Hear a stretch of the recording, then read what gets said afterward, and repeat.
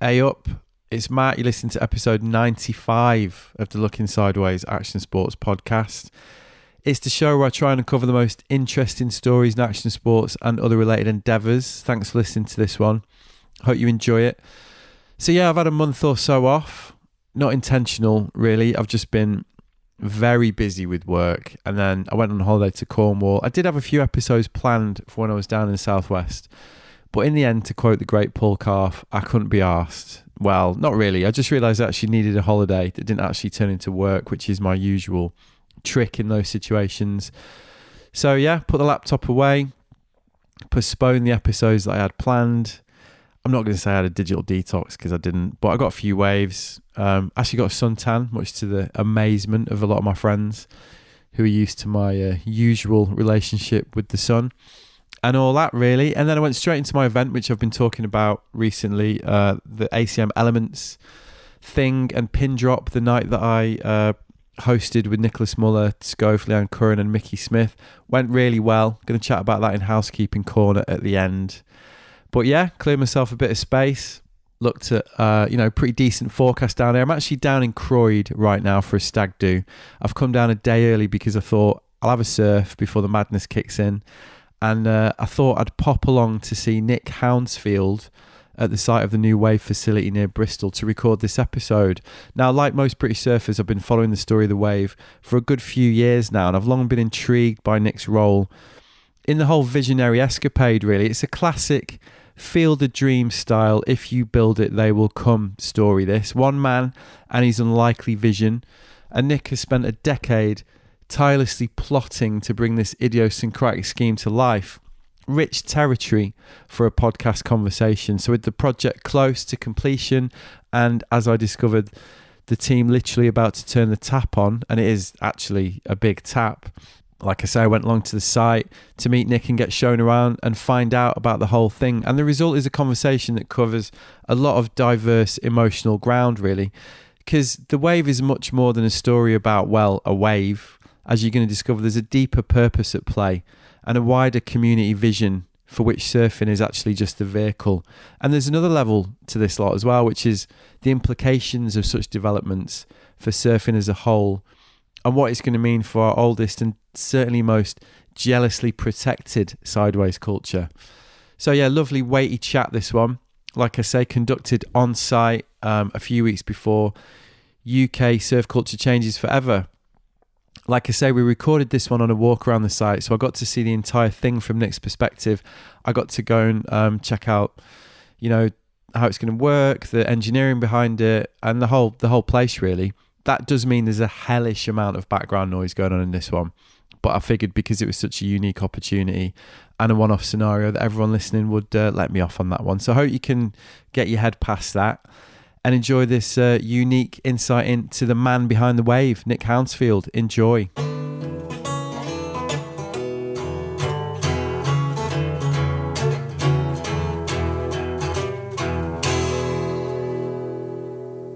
Right, I'm with Nick. How you doing, Nick? I'm good, yeah, really good to see you. Yeah, so we're here. So this is, we're at the wave. Mm-hmm. What is it now, the 12th of September? Yeah, it is, yeah. So how long have you been on site? I mean, this is, obviously, I always say this when I do this type of podcast on site, like, not the most visual medium, but I'll try and describe it. So this is like a pretty ridiculous hive of activity. Yeah. Clearly a massive build going on. Yeah. So how long have you been here? We've been here on site doing the doing properly since January, so not a huge amount of time considering, as you're about to see, what we've built. Yeah. We started probably middle of last year to start doing the preparatory work on the land. So we had to do a whole load of archaeology work just to make sure that the site was clear of any sort of Roman villas or anything kind of, crazy underground, which there wasn't. We did find a couple of Roman bodies and a whole load of silver coins, which was kind of interesting. Wow. So what happens then? Do you have to kind of get the local archaeologists in to sort of have a look and give it the give it the all clear? Yeah, weirdly they have to, first of all the police get involved and make sure that the bodies are old enough that they're not part of a crime. Yeah, right. And then once they've been dated, and you get the go ahead to then be able to exhume them properly. They get carbon dated properly, and then they are laid to rest somewhere else a bit more respectfully, rather than having a surfing lake built on top of them. Sure. Yeah. Right. But yeah, this whole area, absolutely stunning area, right on the shores of the River Severn, where good old Severn board trundles down regularly. I was going to ask you about that, because I mean it's a right. I mean, what a catchment area, mile from the M5. Yep. Whole of Bristol. Yep. You're basically going to get every surfer in the country driving past here, really. Yeah. Obviously not from the south, but from the north, or even like down my way, we end up driving this way, really. Yeah. So yeah, it's quite an ideal site. How long did it take you to find this then? So when I first thought about building this kind of place, we had a couple of full starters in terms of land. So we looked at one that was real close to the city centre, which was just going to be too small and too tricky to do. Right. And then we had another look at some more land up nearer here, and then actually came to the engineering company to try and help us scope out some of the pieces of land we're looking at. And the guy who owns the engineering company said, "Yeah, definitely want to help you, but I've got a couple of 100 acres out the back here. Right. Do you want to come and build it here with us?" Right. And that's really where the journey started properly with the team here that have built or designed this, and then helping us build it. Yeah. It's been a roller coaster since then, mainly positive. And how big's the site? So the whole site that we've got planning for is about 75 acres. Right. But it sits within about 250 acres of sort of low-grade agricultural land, but with a beautiful backdrop of on the southern side of this escarpment, beautiful woodlands, and then obviously rolling off onto the floodplains of the Severn. Yeah. So it's a stunning, pretty rural location, and that's going to be the real interesting twist, is taking something really modern and very sort of cutting edge technology wise, and then blending and fusing it with this sort of beautiful natural surroundings, which was, I guess, the core ethos day one of doing this, was about getting people outdoors, into nature, the whole sort of blue and green health agenda. So that's the bit that's really exciting, but equally has got challenges with it. Well, one of the things that struck me, I read the Wired piece that was out the other week, and the lead on that is obviously that part of the story, isn't it? You kind of went with that whole angle, that basically the origin of this whole idea for you wasn't like surfing was almost a vehicle for a bigger idea. Is that fair to say? Like, yeah. as a space, a community space, an outdoor space, yeah, somewhere that people can try and almost like reset a balance, if you like. Yeah, 100%. So my background was in healthcare. I was a complementary healthcare practitioner, and what I was seeing is just an ever increasing problem with older people not getting out, not getting enough exercise, and me having to try and help them with those sort of physical and mental issues that were coming about because of that lack of activity. Yeah. And young people, it's around the time of the city riots as well. Young people were starting to feel like they were becoming the brunt really of a lot of the bad press that was out there, that they were the ones that were sort of kicking off in the city and creating problems. 2011. Yeah, it was around that time. Yeah. And I just suddenly thought, this is really screwed up. There's got to be a way of changing this, and started to sort of reflect a bit, I guess, on sort of Mediterranean cultures where you've got old people and young people, and sometimes 4, even 5 generations all mixing in the same place. And actually how that restored quite a bit of harmony. There was a bit of self-policing going on within that community. Yeah, that that community walking ritual almost that you see when you go abroad, and people are out in the evening, aren't they? Yeah. Like walking together, like very tangible sense of community, isn't it? Exactly. And it was just something I really sensed that was lacking. I was wondering whether that was a real driver of some of the issues that we were seeing. So were you seeing that in the literal practice, then the physical practice that you were doing? You were seeing that. You were seeing the symptoms of this lifestyle-related stress, if you like, 100%, and so because obviously what you're an osteopath, right? Yeah. So you're trying to treat physical symptoms of stress, essentially. Yeah. So you were seeing that. It's absolutely that outcome. That. Yeah. Right. I mean, a classic would be, I'd be treating 70, 80-year-old patients who were reading, the rag papers in the morning, and assuming that as soon as they step out their front door, they're going to get mugged by a hoodie. So they weren't going out. They were just fearful. They were getting meals delivered to them. They were getting shopping deliveries to them. They're barely going out except for going to see the GP or going to see a healthcare practitioner. I was like, that's so screwed up. That can't be right. So how can I try and readdress that balance? And at that time, a couple of other sort of significant events in my life, I just thought there's got to be a way of creating a better future here. Now, passionate surfer, I didn't think that they were going to be able to play a part in that, but I could see that creating a destination which could deliver on those issues would be a real opportunity. And it was just complete fate that one night just stumbled across the video from Wavegarden that they just released that day, and that was the sort of, holy crap, that is the sense. If I could put that, something I'm absolutely passionate about, surfing in the middle of that destination, of that place where people could come and deliver that to me, it just suddenly felt like it was the calling, I guess. It was the moment where I just thought, this is where it could all happen. Had you explored any other ideas about what it could be? No. So it was at that point, it was a bit of an intangible. It was a bit of a concept, an idea of a community related experience, if you like, that was looking for a something to hang it on. Well, I knew it would be outdoors, it'd be water based, because I absolutely love water. If I'm not surfing, then I'm fishing or just chimping around somewhere near water. So I knew that water and outdoors would be a significant part of it, but I had absolutely no idea really what it could be, until really that technology was released, and I suddenly went, this feels, and particularly the setting of the Wavegarden demo centre, because it is in fields, it is in a lovely little wooded valley. Looks pretty nice. It is lovely. So then it literally was, I had that sort of real gem, the nugget, right at the heart, that I could drop into the middle of that vision and then get on and try and deliver that. So that kind of higher vision, that sounded too lofty about it. Is that one of the things that sort of sustained it? Because one of the things I've been interested in, I've been following this for years, obviously, like every British surfer probably has. I've chatted to you on and off for a few years, just checking in sometimes, mutual friends, all that, and it's been, from the outside, it looks like it's been very difficult to deliver this. And a lot of, I imagine, times when you must have thought, what, like kind of, tilting at windmills kind of thing, like, how am I ever going to deliver this? How am I going to pull this off? So did that help you sustain the effort? I think having a clear reason why. A lot of people talk about purpose and the purpose behind, the way that you are as a human, the way that you start up a business or try and do something entrepreneurial, that the stuff that will work is the ones that have got a really good core driven sort of purpose behind it.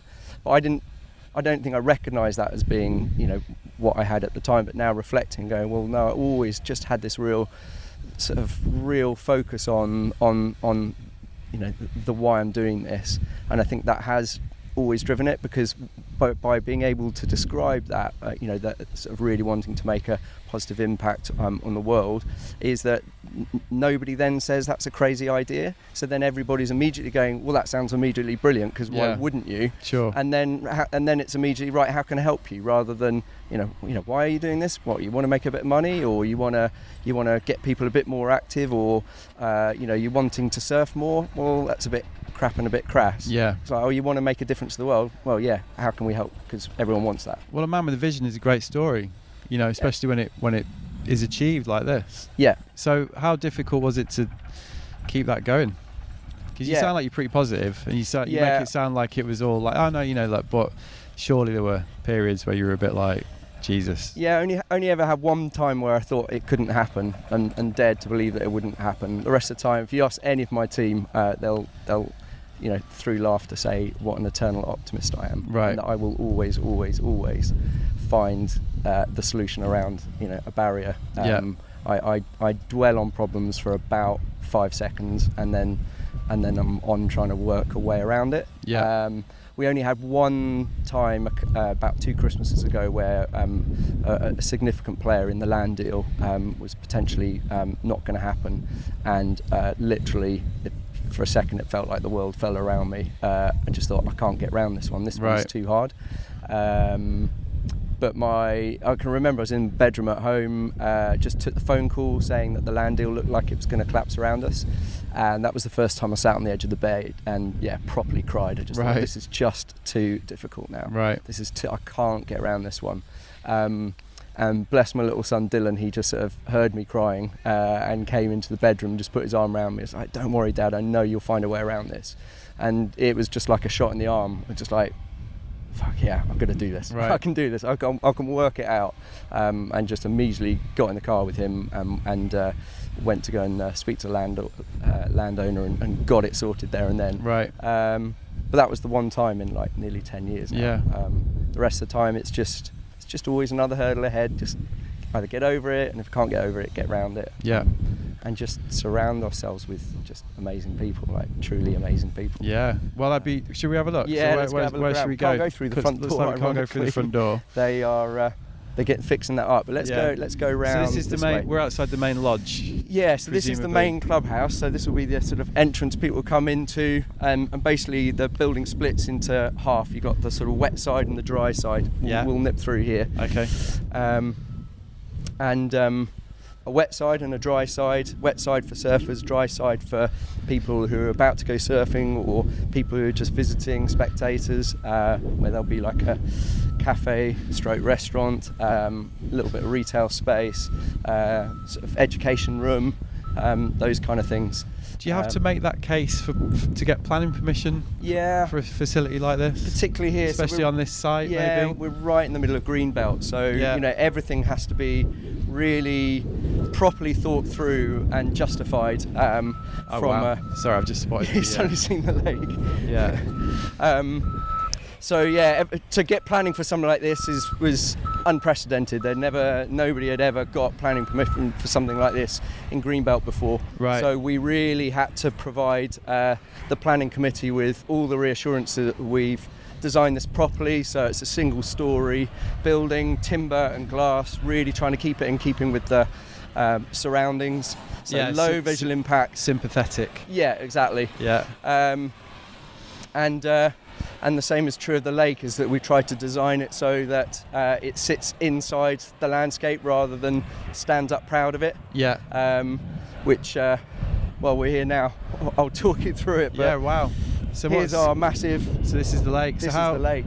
Maybe let's go and just stand over there so we get less of that wind a little bit. Yep. I'm definitely testing listener patience for atmospheric conditions. It's fucking massive. Like, how big is huge. It? So it's the shoreline here is about 250 metres wide. Yeah. Across that angle, and then you've got the main surfing lake. So you've got down one end the wave garden, wave making technology, and then basically on each side you've got three distinct areas where the waves break over reefs that have been formed out of the base of the lake. Yeah. And you've got two sides to the lake which perfectly reflect each other. So you've got out the back, so to speak, you've got the expert wave, or what we're calling the reef wave. Yeah. You've got two intermediate zones where the wave reforms and creates a sort of chest high. Yeah, you can see the banks, can't you? Yeah, exactly. Yeah. And then you've got this big sort of beginner zone where the wave will just come through in a kind of more like Waikiki style type wave. You sort of beach breaky, exactly. Crumbly, friendly one. It's literally like taking a slice out of the ocean and dropping it in the middle of a field. So, it's a good point to talk about the technology, because obviously that's been a huge part of this story. Yeah. And if I'm right, it was also why you sort of voluntarily put slowed it down, let's say, at one point, because you felt the technology that existed at the time wasn't fit for purpose. Yep. Is that a bit harsh, or not fit for? It's not that it wasn't fit for purpose. Wasn't good enough. It wasn't what we needed for. We'd done a load of market research and said, look, yeah, absolutely, there are going to be a load of really keen, pretty good surfers who would come and try this, no doubt. Yeah. But we really saw that the opportunity around this was around beginners and intermediates and introducing them into, sport or activity in a way that just had never been done before, and also that's where the volumes of people are. So it didn't make any sense to build something that was, pretty much mainly geared for elite people, not elites, or maybe sort of good to advanced type surfers. Without a doubt, the previous technology, the lagoon technology with the sort of foil underwater, delivered a really fun experience for a better surfer. Yeah. But we couldn't see how the beginner and intermediate experience was good enough that it would be sticky enough that people would then go, I want to do that lot. Yeah. And so that then has a real effect on how you could develop it as a business. So you're then having to prop it up with your food and your accommodation and all those other things. And we really want to make sure that the core product, the surfing, is so darn good that you just come back and do it time and time again anyway. Right. So the technology caught up with that vision. Absolutely. In the end. And then there were loads of sort of engineering frailties with the previous technology, lots of single points of failure in the engineering. Yeah. So we went back and we said to the Wave Garden guys, look, we love you guys as a company, but there are some real issues around the engineering. Yeah. And if you can solve those, then we absolutely can continue to work with you. And a few years later, they then came back and said, Fernando called me up and said, Nick, you've got to come and see what I've built. And we went out there, and that was the other time I probably cried when I looked at it and went, oh my goodness, those waves are amazing, and that absolutely is going to deliver what I hoped it would. Right. So the relationship with them has been critical throughout this whole thing. Oh, it's absolutely critical. Were they among the first people that you contacted then when you first had this? There were two people that I contacted to start off with. One was Wave Garden, which took a few months for them to get back to me because they were inundated when they released that video clip originally. And then I gave Tim Smith a call from the Eden Project to find out whether it was something that I should pursue and see, first of all, if maybe I could spend some time with him to understand the challenges of doing something as in like something so visionary and in that space. Yeah, and I knew that his background was not in developing the kind of crazy thing that he'd built, so just wanted to get some pointers as to how to go about that. Right. And you weren't too daunted when he filled you in. Yeah, he said that's a ridiculous idea and you got to do it. Right. And gave me a few contact details of key people to get in contact with. One in particular, Chris Hines, who's sort of our head of sustainability. Who's the founder of one of the founding members of Surfers Against Sewage, and he's been a mentor to me the whole time, really. So what's Chris's role been? So he's been a sounding board from day one, but he really helped me sit down and work out how to structure the business in a way that absolutely could be profitable but deliver on the purpose. Okay. Particularly at the time, because we were right in the middle of the economic crisis when we started this whole thing. So, a lot of people looked at the objectives I was trying to achieve and said, well, it's clearly a charity. It's like, well, yeah, but you can't go out and raise millions and millions and millions of pounds easily for a charity and then build something that's never been built before. Where do you think that assumption came from then? Because of the kind of social purpose side of it? Exactly. I think it was because of so much of the vision was based around social impact and being environmentally sustainable. They said, well, those are objectives that only belong in charities. Right. Which was a real interesting challenge. And then Chris and I met up, and ironically, we both brought to the same meeting Yvonne Chouinard's book, Let My People Go Surfing, which had only freshly come out at that stage. And we both sort of sat down for the first time and put them on the table. It's like, I was going to recommend you read that. I was going to recommend you read that. It's like, well, this is the way that we should be structuring this business, is, absolutely make profit and don't be feel ashamed of that. But have a guiding principle. Yeah, guiding principles which make the world a better place. We've always referred to people that work on the project as wave makers, right? And you've always been very specific about that. Yeah. That was obviously an intentional thing that is presumably intended to follow through on that purpose and that idea, right? Absolutely. And we also, 2012, so this all started around sort of 2010, but 2012 and the Olympic Games, and having the games makers who were the real success story of the London Olympics. Yeah. In how they just absolutely encapsulated through every bit of their body the positivity that those games brought. And I just, I can remember now just sitting down and going, that's what we need. We just need loads of games makers. Those are the people that I can imagine working day to day with on this. Right. And then, it sort of turned into wave makers. And then we were like, well, we just need our group of wave makers who are just brilliant people who are doing everything for the right reason. We're all different in our own way, but fundamentally we've got that core purpose and understand why we're doing this. And yeah, if you're to meet the rest of the team, it's no doubt that it's infectious through the whole lot. There's a really great bunch of men and women who are absolutely get why we're doing this and are hell-bent on making sure that it's delivered with fun and smiles and a real sense of care, which I think is what came across in the Olympics as well. Yeah. So that's something that we've really taken time to develop as a culture in the company from day one. And thankfully, even with the scaling up of the team we've got at the moment, that's one thing you get when you come into our office is a sense of, okay, this is just a great bunch of people to be with. Yeah. How many people you got now? So we've got at the moment 40, and it's going up to 80 in about 3 weeks' time. Yeah. So we're ramping up real quick. So what is the timescale? So like when are you due to open? Yeah, well, project manager was just there. You just heard he was hoping to push for tomorrow for the taps to be turned on here. Yeah. I think it's going to be Monday now. It's going to take 10 days to fill up with water. I mean, is it literally put a hose in and turn the taps on? Yeah, a big hose, mate. There's a giant pipe that we've had to bring in off a huge sort of regional mains feed, which is just about a kilometre along. Sure. And they will literally drop this huge, great slinky hose over the top, and for that initial fill. Yeah. And then after that, it will just the water. So we're putting in 25 million litres of water here, all pristine tap water, but then managing that water on site. We've got a whole water treatment works here, which then should be a one-time fill, and then we'll just be balancing it, some evaporative loss, and then obviously some rainfall. So then it's just balancing those levels over that time. But yeah, the water's got to be absolutely gin clear and just like tap water the whole time. Yeah, I mean, looking at this site and seeing the scale of this, the engineering challenges that must be involved are pretty apparent. Yeah. So has that been?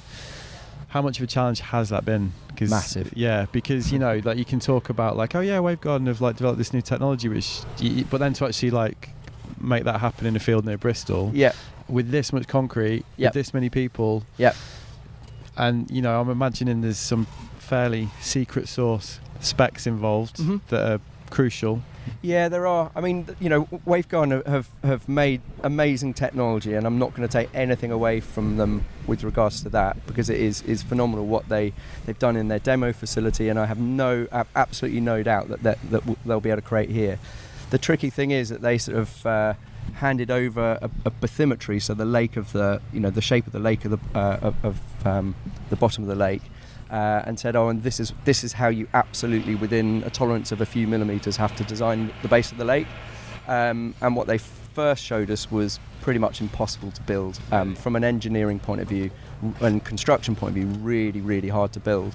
So we then had to call on Hydrock, who are our main engineers here, who have taken basically the sort of curved banks and submerged reefs and all of those things, and have had to break them up into over 1,000 individual sections, which you'll be able to see here. It's like a little patchwork, it's like a jigsaw puzzle. Yeah, you can really see it. Exactly. So basically they come up with the technology, but that's not the complete puzzle. Like then there's the puzzle of like actually translating that into reality. How to build it based upon the site. Exactly. And the specific site conditions here. So the challenges we've got here is that the water level of the ground is really, really high.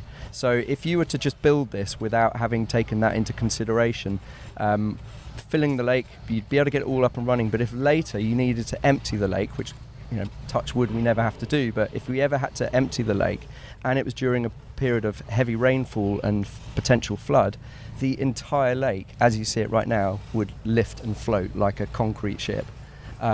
So from an engineering perspective, we had to get the entire site an underground drainage system for the land before we could even build on it, because otherwise there is a real risk that one day if we ever emptied this, the whole thing would just lift up and crack apart. Sure. So that in itself was £3-4 million worth of design and build and all the rest of it, just to get the ground ready to then build on.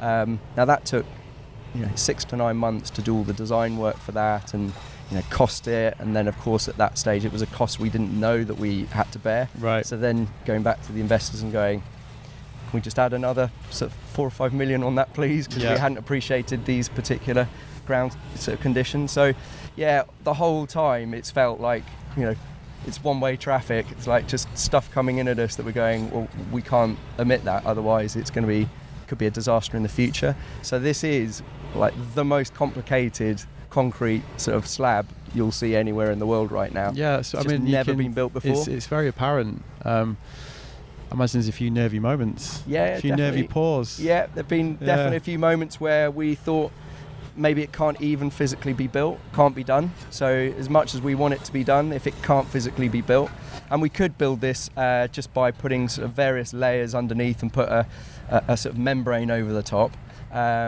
But it's just not robust, and it's just too risky. So we built this once, build it to last. We've taken a load of considerations as well, because it is a lot of concrete. So things like the way the specifics around this concrete, we've got these sort of little nylon fibres holding the concrete together rather than putting loads of reinforced steel structure in there. So really trying to reduce down the sort of footprint of what we're building. But fundamentally, the most unsustainable thing to do is to build something that's going to break or could break. So build it once, build it to last, and then you've got something. Then you can really sort of build off for the future. Presumably, finding the partners to pull this off has been a huge part of this mission. Yeah, definitely. That ain't a normal brief, is it?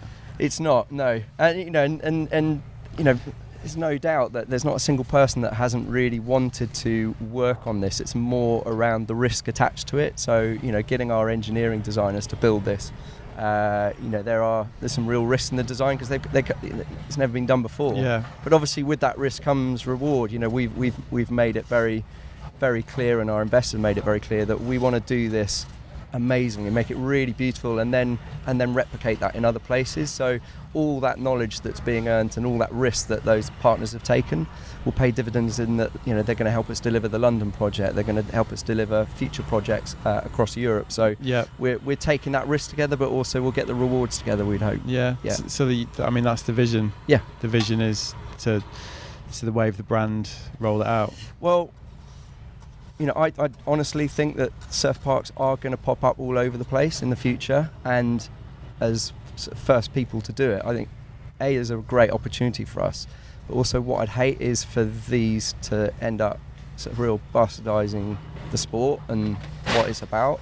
Well, that's an important topic, which we should get to. But, So I think we got a responsibility and a place that if we're going to do it, we do it really well. Do it very sensitively, not just to the environment, but also, to the sport and the culture that it's embedded within.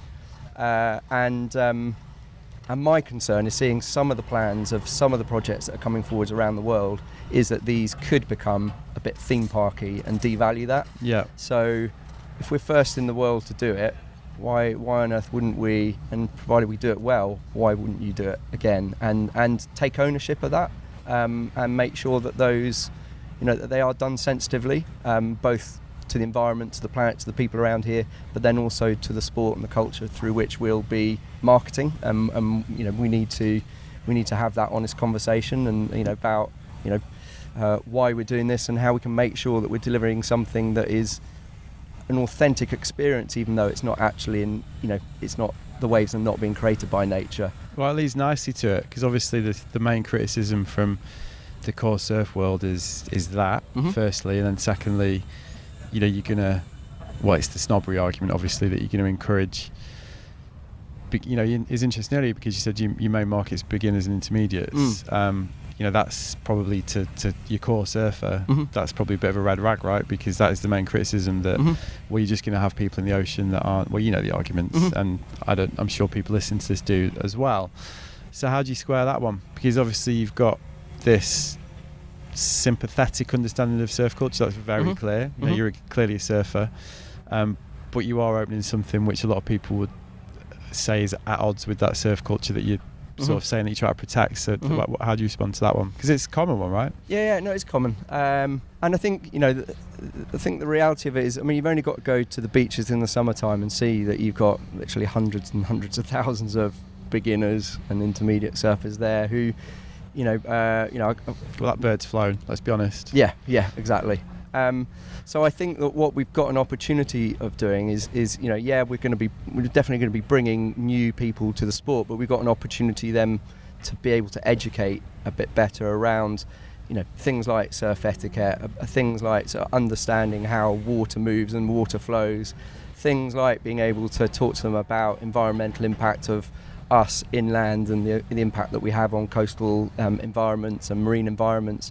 So without a doubt we're going to be creating more surfers. I think most of those surfers are going to go on and be surfing those beaches that are already pretty crowded on a summer's day.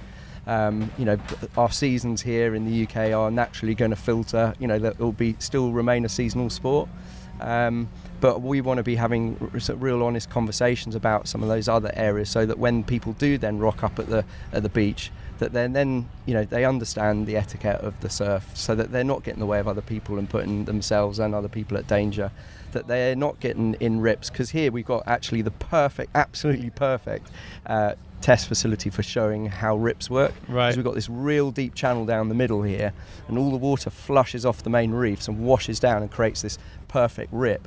We will literally be able to stand people here and go, this happens in the ocean, and that's your safe space and that's your danger space, and being able to teach them that from day one when they enter. Because I've watched many a surf lesson now being demonstrated where you're vaguely trying to say, you can roughly see a ruffled water there, which is a rip, and you've got to watch out for that. I don't think most people actually understand what they're looking at. No, of course. And here, where you've got it absolutely mechanically perfectly clear, you'll then be able to educate people as to that's your friend, but it could be your worst enemy, and this is how you get out of these tricky situations. So we do know that a lot of the deaths that happen down at the beach, or people getting caught out, are weekend warriors, people who don't really understand how the surf works and how waves work and how currents work. So we've got a real opportunity to educate on that.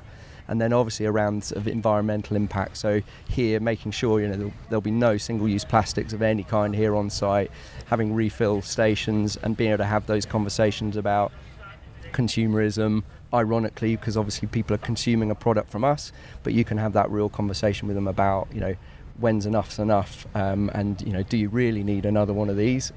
We want people to come and, that's why we're here going to have surfboards and wetsuits for rent, which are just bundled in the price, so that people don't have to go out and buy a surfboard, they don't have to buy a new wetsuit. Actually, we've got stuff here that everyone can share and make sure it's just real good quality. It's a real platform to have honest conversations, and we're not going to say that we're perfect by any means, but it is a great platform. I've got loads of friends that work in sort of marine conservation, and I remember sort of turning up to a conference and they were like, Nick, you've got to come along, and you're doing the wave and all the rest of it. I was thinking, why are you asking me along? Surely you'd be against what I'm doing, because it's quite heavy use of resources and all the rest of it.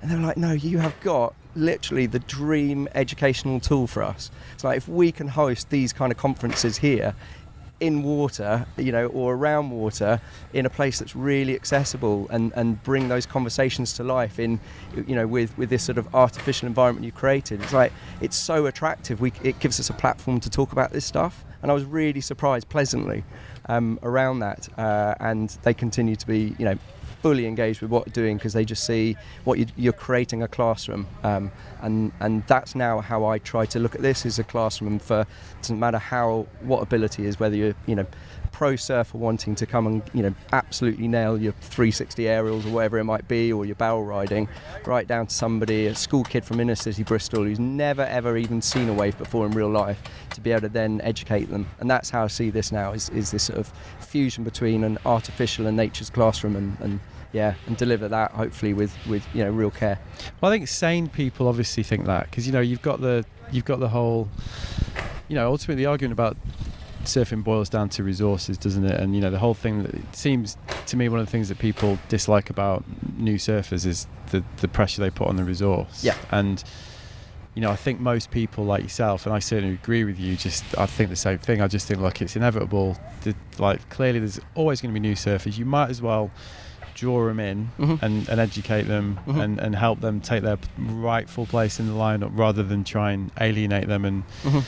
But I think for a lot of people that is the point, really, isn't mm-hmm. it? They just don't want it. They just don't want these these people. So is that something you just have to kind of ignore, like when you certainly not ignore, listen to and understand, try and understand their concerns and what's driving that concern. I mean, if it fundamentally is that we've got a finite resource of waves down at the beach, we know it's around about 30-40% of the time there are good waves to surf, the rest of the time it's not, and particularly when you've got a classic this summer, massive long flat spell, and then the half decent swell comes along and it's absolutely mobbed. Tomorrow's going to be mobbed. Chaos. Yeah, no doubt, because it's just been pretty junky for a while. Yeah. And actually, you could argue that if over the last 6 weeks people have been coming and getting their fill at a place like this, so they're satisfied that they've had a decent surf recently, it may well be, and it'll be great to do some research on this one day, it may well be that days like tomorrow suddenly aren't quite so pressured, because people are going, well, actually, I am going to go to work tomorrow because actually I had a really good surf 2 days ago. It may actually ease some of the pressure. We'll be growing the audience without a doubt, but I wonder if maybe that spreads it over time rather than these real high pressure, Bristol Surf Club, 400 of them diving down on a Friday afternoon. I think it's a valid argument, because ultimately it's another resource, and it's a more reliable resource, which is the other issue with surfing. I think the whole wave pool argument and artificial surfing argument in surfing has been pretty fascinating, because it is such a hand-wringing argument. I mean, there's been endless stuff about it. When you tie in with the Olympics as well, which is kind of related. How's it felt observing that being part of this project, especially when you throw in something like Kelly's thing, which, a couple of years ago now was another big spike in that conversation. And it almost seems like the whole thing is about just how surfers get their heads around the fact their sport's now very, very popular. How have you observed that? Because it is, I asked a mate who I would say is a very core surfer, said I was meeting you, listens to the podcast. So what do you reckon? And he was like, well, it's not real surfing, is it? And I was a bit like, it's a viewpoint, and there certainly is people that think that. Have you kind of, when you've observed that whole conversation, I don't just mean that specific thing, but this general kind of, it's the end of surfing as we know it dialogue that has been kind of going on. How do you feel about that? Well, I think what I've noticed is that that's less and less now. So in the early days, I think when there was maybe a fair bit of just not knowing, there were quite a lot, and I'm pretty well hooked into sort of, I guess, what you'd consider the sort of core British scene. Imagine you're an avid consumer, like we all are. Exactly. And what was interesting is that the people who originally were taking that viewpoint of being quite sceptical about it and what it was going to do, I don't think there's barely a single one of those now that aren't like fully behind and asking what's you going when on. The press opening is. And saying any chance I could get a sneaky little session in. So I think when anything new comes out, is your first thing you do is move away from the massive JCBA. Yeah, I think the first thing you do is try to work out what side of the argument you want to be on. So initially it sort of polarises, and then I think as you see these things come into development, so obviously Snowdonia opened, and that sort of allayed some people's sort of concerns or fears maybe, as well as probably polarised some other people going, yeah, well, that's definitely not, those aren't even like ocean like waves, so there's no worry there. And I think over time probably people's opinions have softened to the idea. It's not massively changed, surf culture by a couple of these places opening up around the world. No. But I think that's partly, Kelly's place is epic, but it's not particularly accessible for your average Joe. No, it's an outlier, isn't it, really? Exactly. That one? So I still think, the potential's there in terms of, actually a sort of high volume destination where this thing's happening. And that's again why this is very exciting, but we've got to do it really responsibly. We're not saying we've got to shut down the beaches and there'll be no more ocean surfing and you've got to come and surf here. Those people that love ocean surfing and want to keep doing it, we would never want to change that. But what we do want to do is take something that is a fairly scarce resource at times and be able to deliver it. And again, would you put one of these right next to a really busy beach down in Cornwall? I don't personally think that there'd be any value in doing that when you've already got it all around you. But here in Bristol, we're hours away from the beach. We're close to huge populations of people. Yeah. And it could be an incredible, particularly with the agenda that we've been pushing from day one, an incredible project to deliver on that basis. Yeah. What's the local reaction been like? Generally, really, really positive. I mean, there've been a few vocal, very, very local neighbours. It's always the case that the sort of the vocal few are normally the sort of naysayers, and then in the background you've got about 1,000 people saying, "Oh, take no notice of them. We really want this here." Yeah. So we had a few people, and I think it's more based around the fact that A, this has never been done before. B, I've got no proven track record of ever having done something like this before. Yeah. And it's about just getting, good people around me that will reassure people that we're doing this for the right reason. Yeah. And in the right way. So I think they assumed it was going to be a bit of a sort of party place and a bit of a frat house, hen stag party kind of destination. Right. And it's more just reassuring people that's not what we're about, that's not why we're doing it. Yeah. But a lot of that's about walking the talk now, really, is really showing people, that the main philosophy behind why we're doing this is going to be delivered here, rather than it just be a surfing facility, that this, it does become a place that the really good stuff happens. Communicate that ethos that you've had from day one. Yeah. But have real practical examples of how we've delivered against that. You mentioned that that you've never delivered anything like this, and I'm really struck by that, because not to overdo the point, but this is it's a big do, and there's a lot going on, and you've delivered all this obviously with the team. But how, even when you were just talking about earlier, we had to work out how to, what you were describing about the challenges, and I was thinking about, I was like, fuck me, where would you start? So where have you got the confidence to kind of tackle this personally? What is it in your personality or background, do you think, that's enabled you to kind of meet these challenges, which are not inconsiderable? Yeah.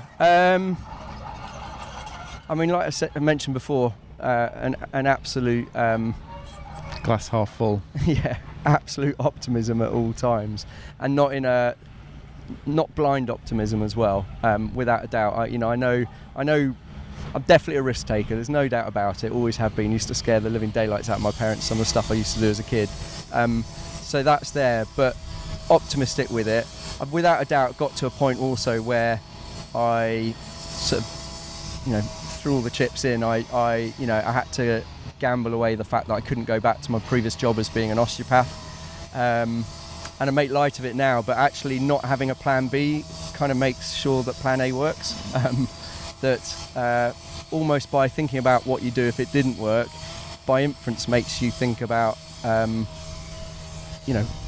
what you'd hate to happen in life. So by having a really clear, firm plan A and sticking to it and be unwavering from it, so real tenacity, I guess that's a quality that you need, really. I don't think I'm stubborn, but I really, really wanted to see this finished. Yeah, you believed in it. Yeah, and just fully focus on making sure it does. And you mentioned investors. Mm-hmm. So I did have a question really about how you financed it, because obviously it's a lot of cash. Yeah, it's loads. So did you mind talking about that? How that worked? Yeah. Started the whole thing with 500 quid in the bank, and a big mortgage and 3 kids and all of those things that life brings. Yeah. So it's not like I've come from a sort of money background and just sort of try it out for a bit of a punt. It took, I guess, again, it's about communicating, really trying to communicate as clearly as possible what the end looked like. Yeah. So a lot of the presentations that I did in the early days to partners who were going to come on board and investors was about, sort of telling people what the future would look like, and describing it really so clearly and so visually that people then they're almost halfway there, that they can see it built, and they're going, well, why wouldn't I want to be a part of something that is as exciting as this, Yeah. as beautiful the way that we laid it out, and then fundamentally it's got like a core driving purpose underneath it, which is also just the right thing to be doing in this day and age. Yeah. And so you were selling. yeah, I mean, I'd never ever looked at myself as a salesman in my life. That is quite, you know, well, I mean, you know, I don't mean to be glib, but when you look at this, that's clear. Like, you know, you've sold this, and this is it's a big vision to communicate. Yeah. You know, so did you have that in your background, or did you learn to do that as you went along? No, I didn't. I mean, I joke when anybody sort of introduces me as sort of being the world's biggest blagger, and I don't want to kind of undervalue myself, but I do at times just go, how have I managed to kind of get to this point? Yeah. I mean, you know, we're now standing in the middle of the lake. Yeah. Underneath the sort of pier structure. Which is that where you? Because that's presumably where the engineering. That's where the magic happens. Is going to happen. Yeah. Yeah.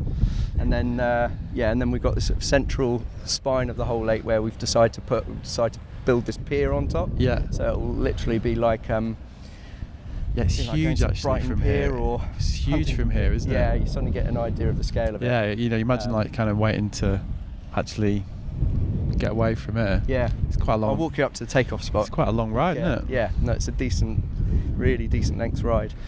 So you didn't. So yeah, you know, you're still at that point where you're a bit like, how the fuck did I actually, you know, definitely pull pinch this myself off every day? Yeah. I'm here going, this is amazing. It's remarkable, but it is absolutely around having good people around who can properly help to deliver this. Yeah.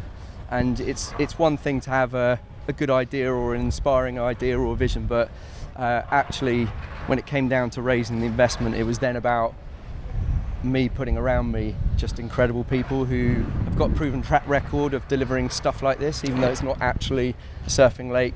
A lot of my team are ex-Eden Project, right. So they've they've got a history of having done stuff like this.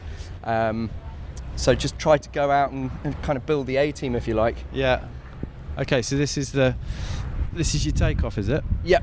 So the water, the waves get pushed out from this system underneath the pier here, and it pushes up against this reef, a bit like a harbour wall break. Yeah. It causes it to sort of wedge up against the wall, sure. which trips the wave up, and then as that wave trips up into, and we can define what shape wave that is, it then, each of these paddles just adds an extra pulse of energy to the wave, so it just keeps adding energy to the wave as it runs right the way down the lake. So how long is the ride going to be if you got... So for here it's going to be around about 90 metres approximately. Yeah. So it'll be from taking off here down to where that sort of purpley Hoover is down on the lake over there. Yeah. The Henry. Yeah. The industrial Henry. The big Henry in the middle of the lake. So that's it'll go down there, and then you basically would just pull off into this deeper channel and paddle back. And this paddle back, you can do it in probably about 30-40 seconds. It's going to keep you fit, actually, isn't it? Yeah. And there'll be a natural rip, well, not natural, but a rip that will form down here. Yeah. So you could just sit on your board there, and then you'll gradually make your way back up to the takeoff zone. Yeah. Or you paddle like crazy, thinking, I'm going to get loads of waves. Yeah. And then 20 minutes later realise you're pretty screwed. Yeah, well, you're knackered. So that first wave is going to be quite the Hollywood wave, isn't it? Looking at this. So who's going to have that? I don't know yet. Yeah, I think... Because you must be tempted. No, I'm not at all. I wouldn't be tempted. No. Fuck that. I think the pressure would be way too... Because you've got athletes, right? You've got team, got a team of athletes. We've got a team of ambassadors and athletes who've been working with us for years. I'm not going to reveal yet our plans, but it's not going to be what most people would expect. Yeah, because that is a great story, isn't it? Yeah, exactly. So when do you reckon? You said that they're going to try and fill it next week, but when until it opens?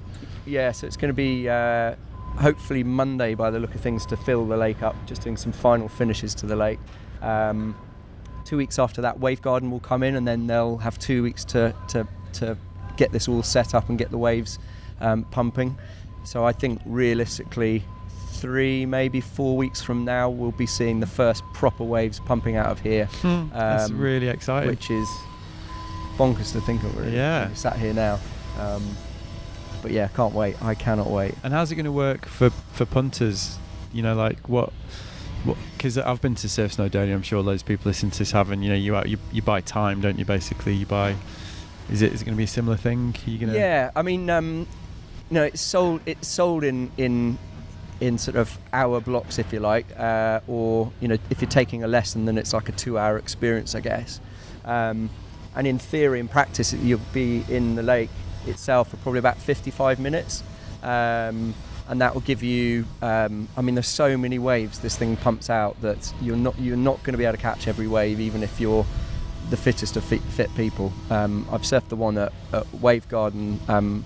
Very blessed to have done that, dozens of times. Yeah. And I am absolutely blowing my stack after about 20-25 minutes. That's a long paddle. I might just sit and watch my mates catch a few now. Yeah. And I think that's the bit that's going to be great. Just knowing what it's like at Wave Garden in Spain, and then seeing this is the experience of paddling back out. It's like, I've not done many sort of trips to far-flung countries, but I've seen photos of sort of epic reef breaks in Mentawais or what have you, where you literally are throwing shackers or high-fiving your mate as they're flying by, just being spat out of a barrel. And that's the vibe that you get here. That's the dream. You're so close to where you're fretting. You can literally see the look on their face as they're pulling into waves, and being able to hoot them and cheer them on. And that's what this is going to be about, about creating that vibe. So friends will be able to book a session, so you can have sessions with your mates. Exactly. Yeah. And how's it going to work can you configure it for like if you book it, can you ask for a type of wave or? Yeah, so at the moment, once it's configured by Wave Garden, we will be able to define what those sessions are like, and I guess that's the fun bit. We're going to have a good couple of weeks where we need to flood this place with people, work out what's going to be the best settings. Sure. So that's hilarious. Yeah. That's really funny. Yeah. Because I guess so. Because like you say, it's new, isn't it? And you've had to spec this site, so it is going to be a total new territory. So, for instance, you could set it up. Yeah. In theory, you could set it up that it's almost like a building swell. So it starts off sort of quite, relatively tame, and then just sort of builds and gets more and more critical as time goes on over that hour. Right. Or maybe people don't want that. They just want an absolutely mechanical, perfect wave, time after time after time to practice stuff. And different people will want different things. So people are going to want different takeoffs, aren't they? Exactly. And can you configure all that? Can you kind of make takeoffs mellower? Completely. So you can have here a nearly 2 meter wave that's a bit like a Saunton sand style wave, where crumbly. You get a nice long wall, but it's quite a mellow takeoff, and you can kind of get yourself set to what they sort of call the beast and slab mode, which is I've surfed it a dozen times. I'm an okay surfer. I'm not an amazing surfer, but I've never made it. Get properly over the falls, air dropping into a barrel that just chews you up. Right. So that's not going to be our standard setting. So stuff like that probably is going to be, specific booking, specific slots that people will be able to come and try. Yeah. Because otherwise, I think there'll be a lot of people disappointed in the experience. Yeah. But maybe to have like a Saturday evening, a barrel hour or something, where people can come and try that out. Well, it kind of leads to some interesting sort of competitive possibilities, doesn't it, as well? If you wanted to, are you going to do contests? You can do 100%. Yeah, so you could if you can do it that specifically. Yeah. Like a barrel contest, or and you can put it on random as well. So it might be one wave comes out and you suddenly got to ride it like a very different style of wave. Yeah. And then the next one suddenly is a really deep tube. You've got to try and make the drop. You can bring that. You can predictably make that unpredictability, if you see what I mean. So that for a contest, you could then still throw that random setting in there, and people don't quite know what they're going to get. So how many have you got it? Are you able to surf whenever you want? You're going to be like me? Yeah. You got a limitless season pass. Yeah, surely I'll be having words with myself. Surely you built that in. It depends. We've already opened up the bookings, and like loads of the slots are already at capacity, so there's not any room for me. But I'm hoping to get my fill before we open, and then without a doubt there'll probably be some early mornings and winters where maybe I can sneak in. I reckon you'll get a few before work. So do you have a set number of people you need to get through the door to make this viable? Yeah, there's like a minimum. Please don't ask me the answer, mainly because I can't remember it. But yeah, we definitely, we've taken a real prudent approach to the business modelling on this. So, on average, I think we sort of break even, or no, not break even, but we do well as a business if we're about 40% of our sort of total capacity, right? Approximately, and so therefore, if all the research that we've done and the experts who've done for us is correct, then we should do really well, and it should be a real flourishing success. And that's just purely talking about the surfing. Yeah. So on top of that, we can have a beautiful sort of cafe restaurant, and it's our own food and our own style that we're developing there. And the same with the retail space. We partnered up with Rip Curl on the wetsuits, because they do really good warm wetsuits for winter, as well as flexible for summer.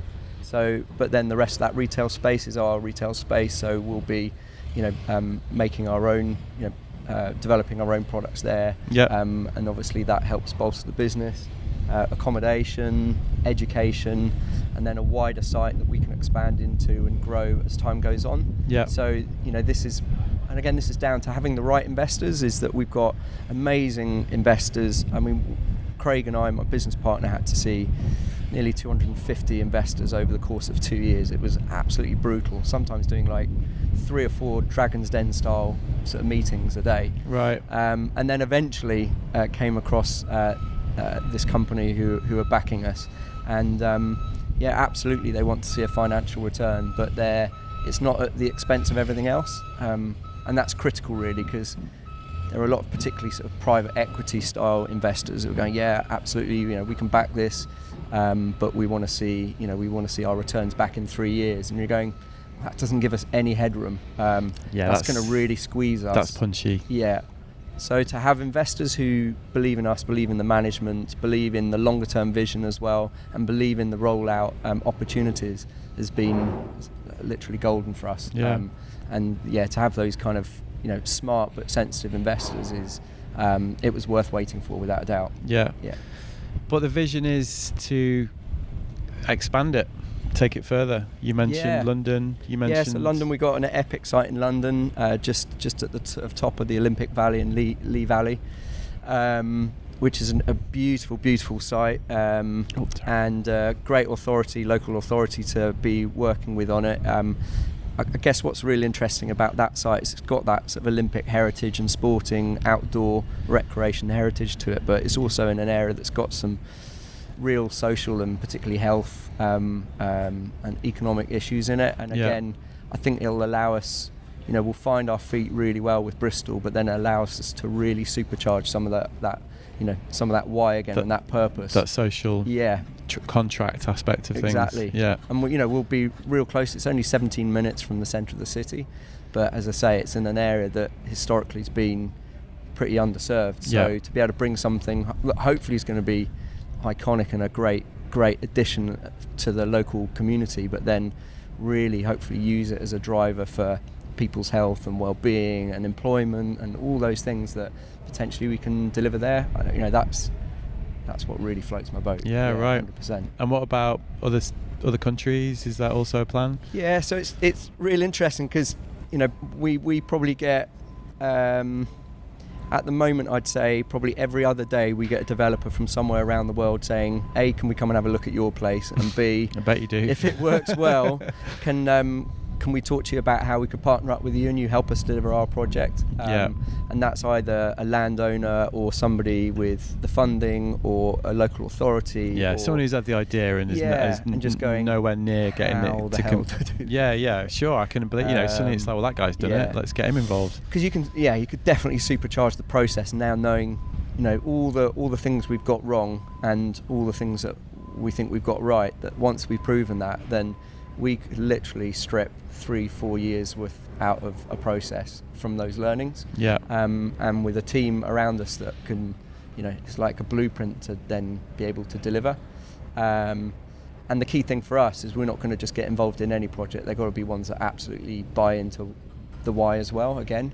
So if we feel like we can deliver a project and it's in a great place, but also it allows us to double the impact that we're doing at the moment, then that's the bit that really excites us. So if, I'm not saying never, but if it was just a sort of hyper wealthy person wanting to build a private lake somewhere and not really interested in the rest of it, I think there'll be real limited enthusiasm. Sure. Yeah. But if the couple of the projects we're looking and discussing at the moment, they're similar to London. They're like big cities, got some big issues that we could really be a part of helping.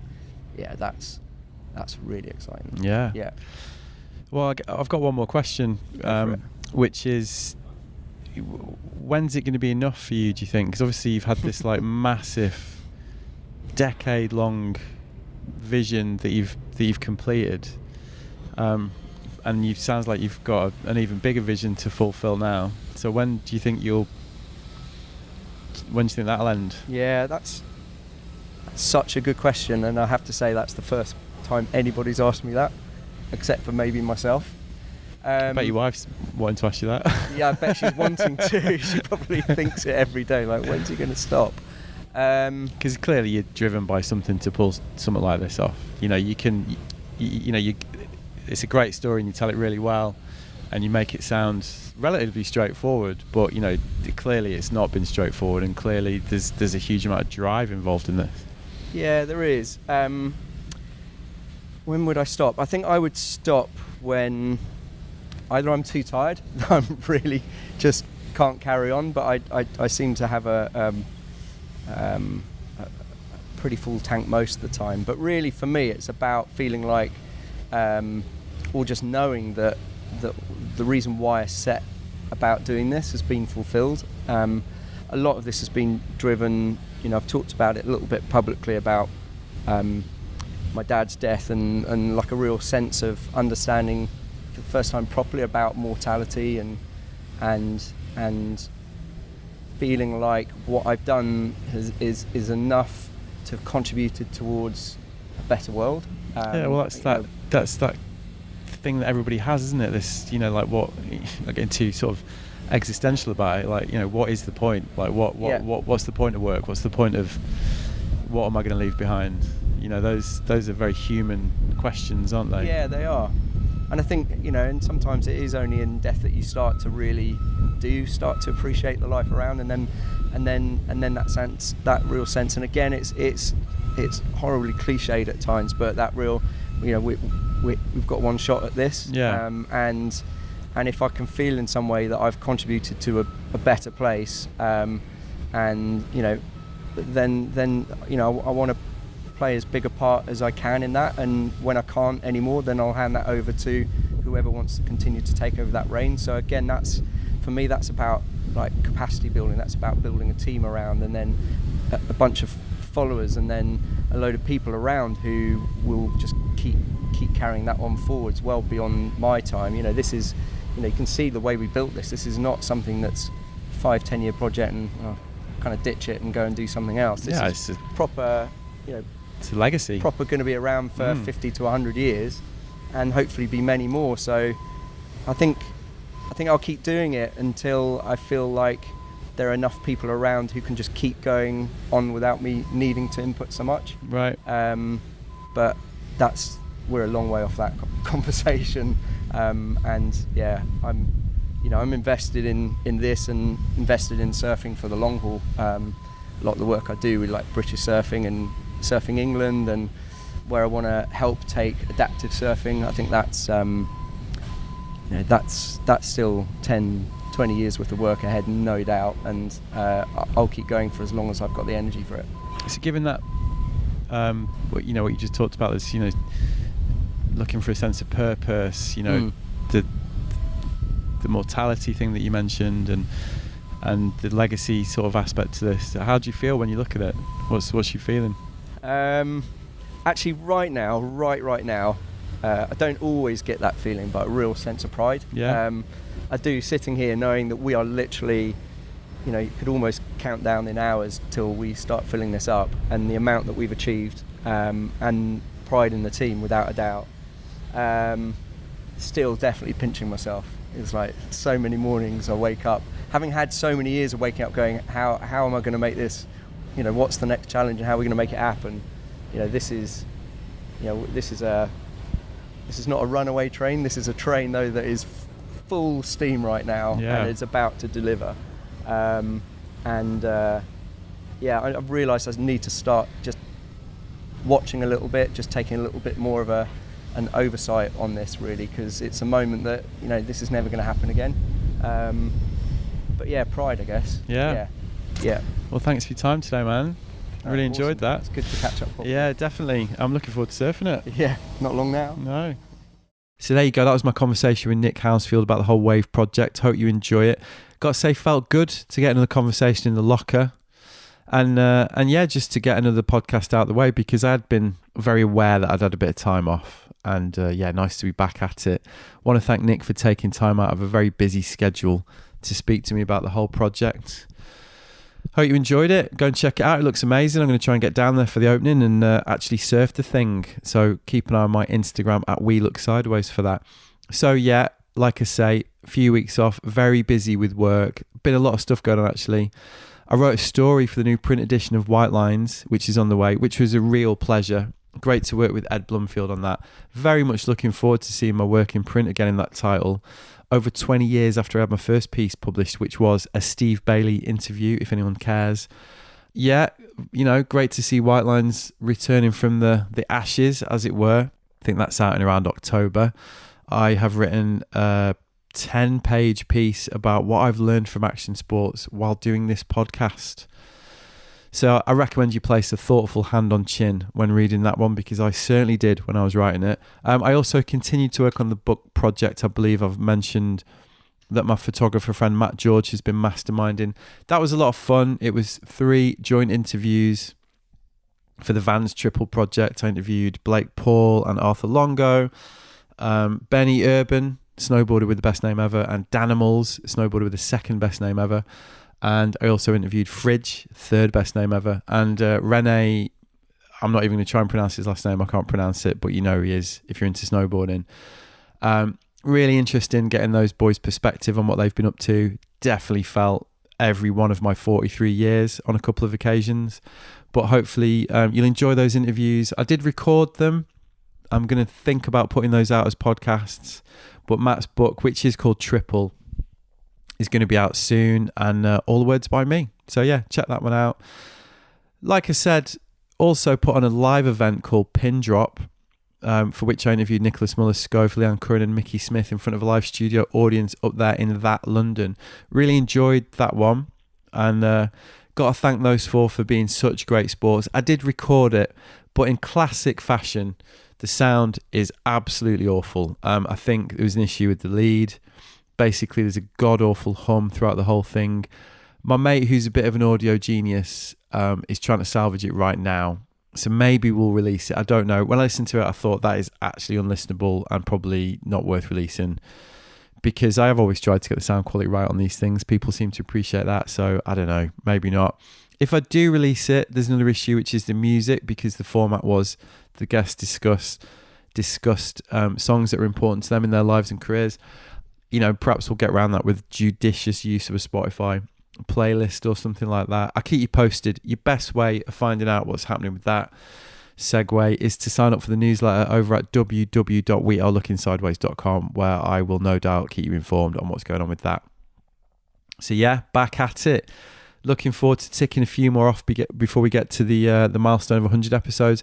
Thanks for listening. As ever, if you want to get in touch, like I said, head over to my Instagram at We Look Sideways, or get over to my website over at www.wearelookingsideways.com. All right, nice one. See you next time.